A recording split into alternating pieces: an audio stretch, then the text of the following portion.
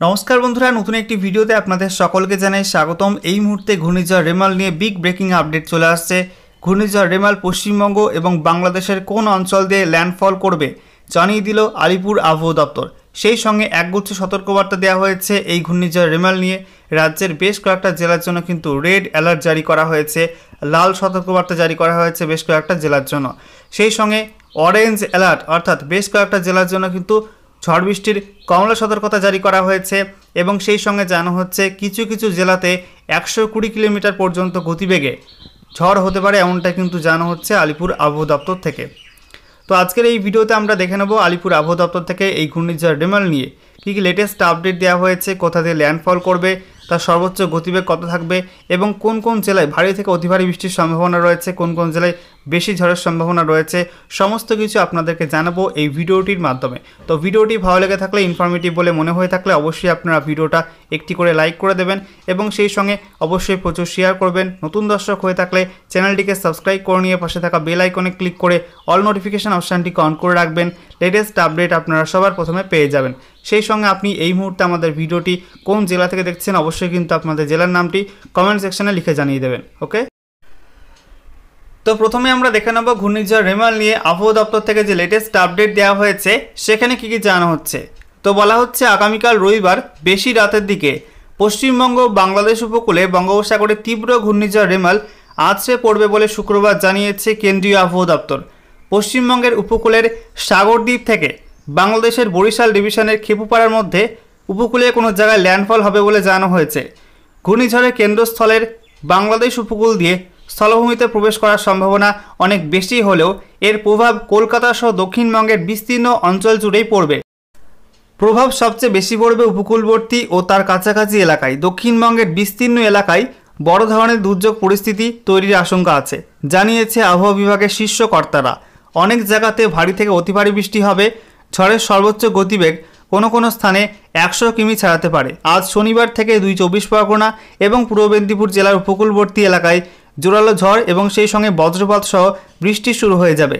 শনিবার পূর্ব মেদিনীপুর জেলায় ভোটও রয়েছে। রবিবার থেকে ঝড় বৃষ্টির মাত্রা এবং দুর্গত এলাকার ব্যাপ্তি আরও বাড়তে পারে। সোমবারও ঘূর্ণিঝড়ের প্রভাব থাকবে। দক্ষিণবঙ্গের অন্য এলাকায় ঝড় বৃষ্টি হবে এই সময়। রবি ও সোমবার 2 চব্বিশ পরগনার জন্য লাল সতর্কতা অর্থাৎ রেড অ্যালার্ট জারি করা হয়েছে 2 চব্বিশ পরগনার জন্য এবং সেই সঙ্গে জানানো হচ্ছে এই দুদিন কলকাতার পাশাপাশি কমলা সতর্কতা থাকছে হাওড়া, হুগলি, পূর্ব মেদিনীপুর ও নদিয়া জেলার জন্য। সোমবার মুর্শিদাবাদ জেলার জন্য কমলা সতর্কতা দেওয়া হয়েছে। সাধারণ ঝড় বৃষ্টির সতর্কতা রবি ও সোমবার বাকি সব জেলাতেই থাকছে। বজ্রপাত সহ ভারী থেকে অতি ভারী বৃষ্টির সতর্কতা যে জেলাগুলিতে আছে তার মধ্যে রয়েছে 2 চব্বিশ পরগনা, পূর্ব মেদিনীপুর, কলকাতা, হাওড়া, হুগলি, নদিয়া, মুর্শিদাবাদ, পূর্ব বর্ধমান এবং পশ্চিম মেদিনীপুর। 24 ঘন্টার মধ্যে 70 থেকে 110 মিলিমিটার বৃষ্টি হলে তা ভারী বৃষ্টি বলা হয় এবং 120 থেকে 200 মিলিমিটার বৃষ্টি হলে তা অতি ভারী বৃষ্টি বলে ধরা হয়। বৃষ্টির সঙ্গে থাকবে জোরালো ঝোড়ো হাওয়া। দক্ষিণ চব্বিশ পরগনা জেলায় রবিবার এবং সোমবার ঝোড়ো হাওয়ার সর্বোচ্চ গতিবেগ ঘন্টায় 100 থেকে 120 কিলোমিটার পৌঁছাতে পারে। উত্তর চব্বিশ পরগনা জেলায় ঘন্টায় 90 থেকে 110 কিলোমিটার বেগে ঝড় বইতে পারে। কলকাতা, হাওড়া, পূর্ব মেদিনীপুর এবং নদিয়া জেলায় ঝোড়ো হাওয়ার সর্বোচ্চ গতিবেগ 100 কিমি ছুঁতে পারে। তো দেখতেই পাচ্ছেন বন্ধুরা, দক্ষিণবঙ্গের বিস্তীর্ণ অঞ্চল জুড়ে কিন্তু ব্যাপক ঝড় বৃষ্টি হবে, যার মধ্যে দক্ষিণ চব্বিশ পরগনা জেলায় কিন্তু সবচেয়ে বেশি মাত্রায় ঝড় বৃষ্টি হবে, যেখানে 120 কিলোমিটার পর্যন্ত গতিবেগে ঝড় হতে পারে এবং সেই সঙ্গে উত্তর চব্বিশ পরগনা জেলায় কিন্তু 110 কিলোমিটার পর্যন্ত গতিবেগে ঝড় হতে পারে এবং বাকি নদিয়া, পূর্ব মেদিনীপুর এবং সেই সঙ্গে কলকাতা, হাওড়া এই সব জেলায় কিন্তু 100 কিমি বেগে ঝড় বইতে পারে। সেই সঙ্গে জানানো হচ্ছে দক্ষিণবঙ্গের অন্যান্য জেলায় ঘন্টায় 40 কিমি থেকে সর্বোচ্চ 80 কিমি গতিবেগে ঝড় বইতে পারে।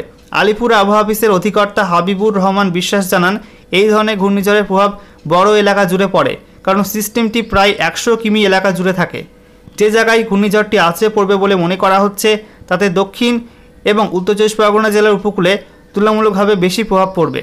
ঘূর্ণিঝড়টি সমুদ্রের ওপর থাকার সময় গতি প্রকৃতির পরিবর্তন হতে পারে, সেটি পশ্চিমবঙ্গ উপকূলের দিকে সরে আসার কিছুটা প্রবণতা ইতিমধ্যেই পাওয়া গিয়েছে, তাই এখনও নিশ্চিত করে বলা যাচ্ছে না যে ল্যান্ডফলটি ঠিক কোন জায়গায় হবে। আজ শনিবার এটা আরও পরিষ্কার হবে বলে আবহাওয়া অধিকর্তা জানিয়েছেন। শুক্রবার পূর্ব মধ্য বঙ্গোপসাগরে গভীর নিম্নচাপ তৈরি হয়েছে। আজ শনিবার সকালের মধ্যে এটি এই জায়গায় সাধারণ ঘূর্ণিঝড়ে পরিণত হবে ও আরও শক্তি বৃদ্ধি করতে থাকবে। তো এবারে আমরা দেখে নেব আলিপুর আবহাওয়া দপ্তর থেকে যে অফিসিয়াল নোটিফিকেশন প্রকাশ করা হয়েছে সেখানে এই ঘূর্ণিঝড় রেমালের প্রভাবে রাজ্যের কোন কোন জেলায় ঝড় বৃষ্টির সতর্কতা দেওয়া হয়েছে, কোন কোন জেলায় কেমন ঝড় বৃষ্টি হতে পারে আমরা এখন দেখে নেব অফিসিয়াল নোটিফিকেশন থেকে। তো দেখতেই পাচ্ছেন জানানো হয়েছে 25শে মে 2024 শনিবার সকাল 8:30 থেকে 26শে মে 2024 রবিবার সকাল 8:30 পর্যন্ত যে সতর্কতা দেওয়া হয়েছে বিভিন্ন জেলার জন্য, সেখানে জানানো হচ্ছে উত্তরবঙ্গের কোনো জেলার জন্য কিন্তু কোনো ওয়ার্নিং নেই, কোনো সতর্কতা নেই, ঠিক আছে। এছাড়া জানানো হচ্ছে দক্ষিণবঙ্গের বীরভূম, মুর্শিদাবাদ এবং সেই সঙ্গে নদিয়া, পূর্ব বর্ধমান, পশ্চিম বর্ধমান, বাঁকুড়া, পুরুলিয়া, পশ্চিম মেদিনীপুর, ঝাড়গ্রাম, এছাড়া হুগলি, হাওড়া এবং সেই সঙ্গে কলকাতা, এই সব জায়গায় কিন্তু বলা হয়েছে যে হালকা বৃষ্টির সম্ভাবনা রয়েছে, বজ্রবিদ্যুৎ সহ হালকা বৃষ্টির সম্ভাবনা রয়েছে এবং সেই সঙ্গে 30 থেকে 40 কিলোমিটার প্রতি ঘন্টা গতিবেগে দমকা ঝোড়ো হাওয়া বইতে পারে। সেই সঙ্গে জানানো হচ্ছে দক্ষিণবঙ্গের 3টি জেলা, উত্তর 24 পরগনা জেলা, সেই সঙ্গে দক্ষিণ 24 পরগনা জেলা এবং পূর্ব মেদিনীপুর জেলা, এই 3 জেলায় কিন্তু বজ্রবিদ্যুৎ সহ ভারী বৃষ্টির সম্ভাবনার কথা বলা হয়েছে, যেখানে বলা হচ্ছে 7 থেকে 11 সেন্টিমিটার পর্যন্ত বৃষ্টিপাতের সম্ভাবনা রয়েছে এই 3 জেলায় এবং সেই সঙ্গে বলা হচ্ছে এই 3 জেলায় 40 থেকে 50 কিলোমিটার প্রতি ঘন্টা গতিবেগে দমকা ঝোড়ো হাওয়া বইতে পারে। এরপর আমরা দেখে নেব 26শে মে 2024 তারিখ রবিবার সকাল 8:30 থেকে 27শে মে 2024 তারিখ সোমবার সকাল 8:30 পর্যন্ত যে সতর্কতা দেওয়া হয়েছে বিভিন্ন জেলার জন্য, সেখানে জানানো হচ্ছে উত্তরবঙ্গের কোনো জেলাতে কিন্তু কোনো ওয়ার্নিং নেই, অর্থাৎ দার্জিলিং, কালিম্পং, জলপাইগুড়ি, আলিপুরদুয়ার, কোচবিহার, উত্তর দিনাজপুর, দক্ষিণ দিনাজপুর, মালদহ এইসব জেলায় কিন্তু কোনো ওয়ার্নিং নেই, কোনো সতর্কতা নেই। সেই সঙ্গে জানানো হচ্ছে দক্ষিণবঙ্গের মুর্শিদাবাদ, বীরভূম, পশ্চিম বর্ধমান, বাঁকুড়া, পুরুলিয়া এবং ঝাড়গ্রাম এই সব জেলাতেও কিন্তু কোনো রকম ওয়ার্নিং দেওয়া হয়নি, কোনো রকম সতর্কতা নেই।